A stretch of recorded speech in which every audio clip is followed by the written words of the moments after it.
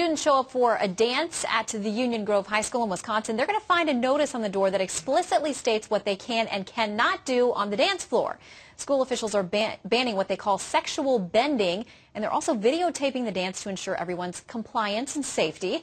Betsy Hart is the family columnist for the Chicago Sun-Times and the author of It Takes a Parent. She joins us now from Chicago. Betsy, welcome. Hi, Shannon. All right, now I want to start by reading this policy so we all know what we're talking about here. It says that when dancing back to front, all dancers must remain upright. No sexual bending is allowed. Examples are no hands on knees, no hands on the dance floor with your buttocks touching your dance partner. There will be no touching of the breast, buttocks, or genitals. There will be no straddling of each other's legs. Both feet must remain on the dance floor at all times. Now, Betsy, that sounds like a pretty good policy that you would hope your kids would comply with. What do you think about the school's ban? Yeah, I think we've come a long way when schools have to actually outline in their policies that you're not supposed to be sexual on the dance floor. This is actually a problem, Shannon, that I've written about. It's going on around the country. Schools are dealing with it. We've dealt with it in my community. It's called freak dancing, juke dancing. It's incredibly sexually explicit dancing. Now, no one doubts that kids have been having sex outside of marriage since the beginning of time, but the schools don't need to provide a venue for foreplay, which is a lot of what this has become if you talk to parents who've attended these dances.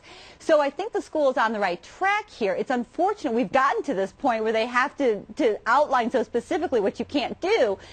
But what I like about the tack they're taking, the tack that my school has taken, is that they're saying, you know what, we're going to have some standards. And in particular, Shannon, I think this protects kids not only from themselves, for the few who really want to engage in this, but it gives the vast majority of kids who I'm quite convinced don't, particularly girls, an out to say, oops, not allowed. I can't do that. And I think that's the benefit we parents and we adults provide to kids sometimes. We don't take as much advantage of it as we should. What do you think about the idea of videotaping? I would imagine not every parent or guardian is going to be thrilled about their kids being caught on tape and this whole thing broken down. But do you think that may be one of the best discouragements to keep a kid from violating this policy?